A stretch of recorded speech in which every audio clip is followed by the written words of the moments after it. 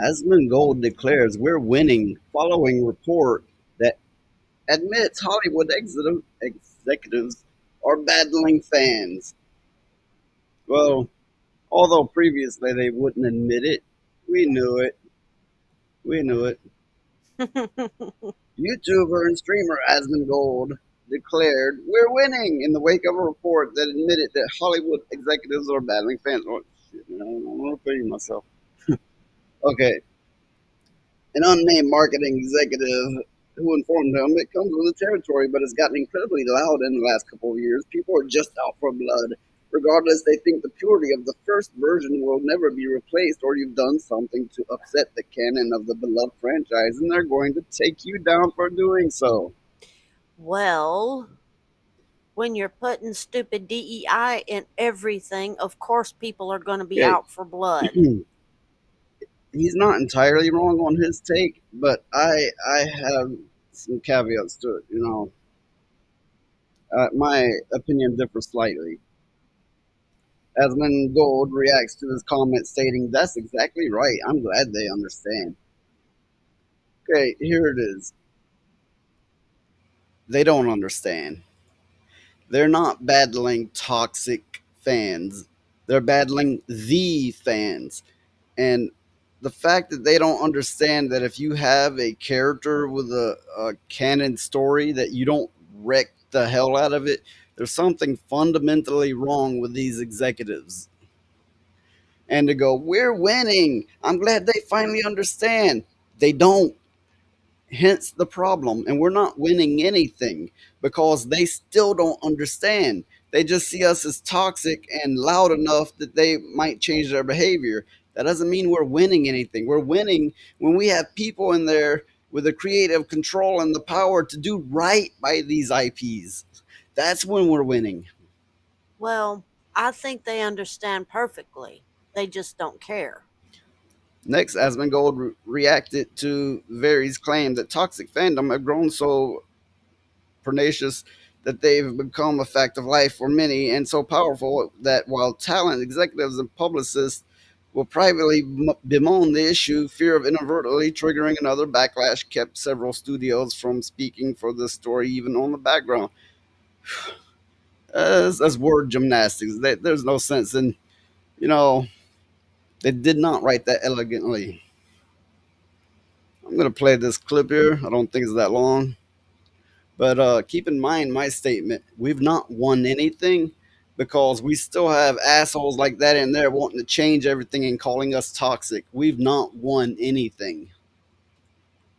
Studios, oh, right. Oh boy, here we go. Studios are assembling super fan focus groups to assess various materials for franchise projects to avoid social media backlash. They will just tell us if you do that, fans are going to retaliate. If it's early enough and the movie isn't finished yet, we can make those kinds of changes. Yes. And so this is an article written, toxic fandoms have grown so powerful that while talent, executives, and publicists privately bemoan the issue, fear of triggering another backlash keeps several studios from speaking Oh yeah, and here the video's gonna go making me look bad by repeating everything I already read.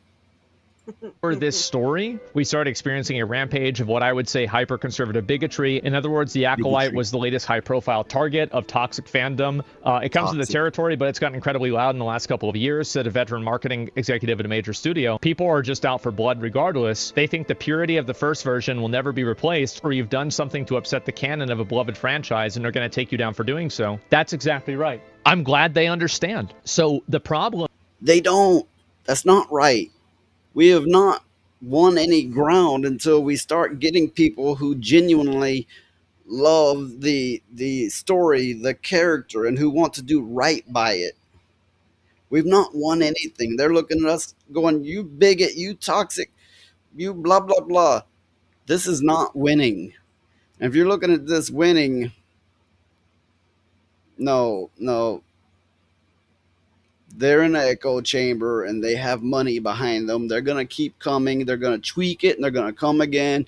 Then the next generation behind them's gonna be trying to keep up with them. They're gonna tweak it and come again and come again. We're not winning.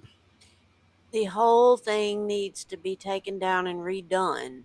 I'm gonna finish this video. Is that the fan base wants you to maintain what the original story was and not change the story. And this is about a toxic fan base. Toxic fandoms have grown so pernicious that they've become a fact of life for many, and so powerful that while talent executive and publicists will privately bemoan the issue, fear of inadvertently triggering another backlash kept several studios from speaking for this story even in the background. I think this is a good thing. Wow, we're trying to put this agenda that we want to have in like this show. The fans don't like it. Now the fans are the problem? No, you're the problem for trying to force it into the show. You either meet the audience expectations or you die. They'll just tell us if you do that, the fans are going to retaliate. This is a good decision. You know what this shows? It shows that we're winning. You don't get to morally obligate an audience to buy your product. That's not how the world works. Nobody has to do that. I'll give you an example that's not a political. Okay, I get that Asmongold has an incredible following, and that has probably led him to be very assured in his opinion. And he's often right, but he's not always right. It's like someone recently told me they had gotten into watching Asmongold, and he had a lot of good takes, but when he has a bad take, it's a really bad take. I agree with that assessment. He's probably gotten very assured of himself for his massive following, and for that matter, I've seen how smaller YouTubers, like, he mentions them and they're like, "Oh, the mighty one has spoken." I don't play that shit anyway. It's probably why I'm not getting anywhere, but whatever, whatever. Politically charged example, which is the Sonic movie. The first Sonic movie trailer was so fucking bad that everybody on the internet hated it. And then you know what they did? They went back to the drawing board and they fixed it and they made it the way that people wanted. And now they're making Sonic 3 with Keanu Reeves' Shadow. What these companies and these writers believe is that they have some sort of moral authority to write these stories and then have everybody like them. And if you don't like them, you are seen as the problem. It doesn't matter whether you think that it should be this way or not. If the companies are making products and He is correct on that. He's correct on a good bit of this, but this oh, they're getting it and we're winning. He is not correct on that. But something about that, reminded me. There's this one streamer. He's a real ass, and he hates anti woke people, and he's like, "I'll put them through a table if I ever meet one of these." I'd like to meet that far. Yeah, let's see how that goes. I don't do this big man talk online. If it gets real, it gets real, and I'm not fucking around whatsoever. I will end things as quick as possible. Well, that's the only way to do it. Get Look, rid of the problem as quick as possible and move on with your life. I've worked many years as a bouncer. I grew up fighting. It's nothing new to me. It's not like, oh, I'm gonna run my mouth online, and I'd rather not. I don't want the drama. I don't want the trouble. I avoid fights. Yeah. Someone who's been in plenty of them will do that and not run their mouth making threats. That just goes to show that you're a big old pussy.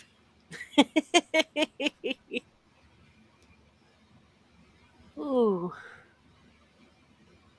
Yeah, I do believe that video covered everything that's to be said on this, and I gave my take on it. And with that, like and subscribe, or I'll put you through a table. Oh, God. Oh, you're so silly. And we're out.